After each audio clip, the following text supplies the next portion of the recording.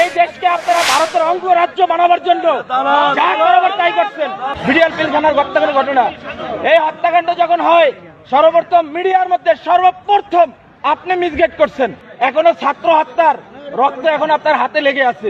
আপনি এদেশের একজন নাগরিক হয়ে আপনি এদেশের ক্ষতি কিভাবে করেন বলেন তো? সেনাবাহিনী মিসগেট হয়েছে। মানে ওই দিন পিলখানায় 57 জন সেনা অফিসার, সেনাবাহিনী পিলখানায় হত্যাকাণ্ড ঘটনা। গুলজার আহমেদ বুলবুল, শাকিলের মতন লোকজন ওই দিন সেনাবাহিনীতে হত্যাকাণ্ড ঘটনা, বিডিআর পিলখানার হত্যাকাণ্ড ঘটনা।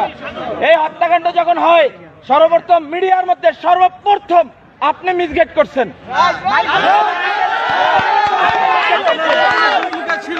এই দেশে 52,000 রয় সদস্য, এর ভিতরে আপনি একজন।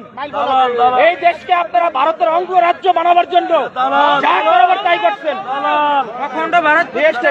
আপনি এখনো কেন আপনার হাতে এখনো ছাত্র হত্যার রক্ত এখন আপনার হাতে লেগে আছে। আপনাদের মতন চাটুকার, আপনাদের মতন কিছু কুলাঙ্গার সাংবাদিক পেশাটা হচ্ছে সত্যিটা মহৎ পেশা।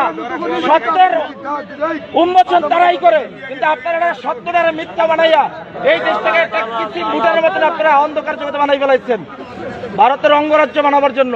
আপনি এদেশের একজন নাগরিক হয়ে আপনি এদেশের ক্ষতি কিভাবে করেন বলেন তো?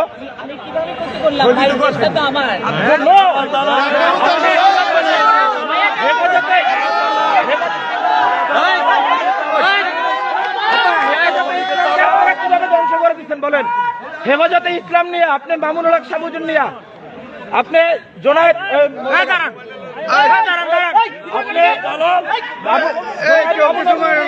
আপনি কি মন্তব্য করছেন বলেন? এই দেশে হেফাজতে ইসলাম নিয়ে মন্তব্যগুলো কি?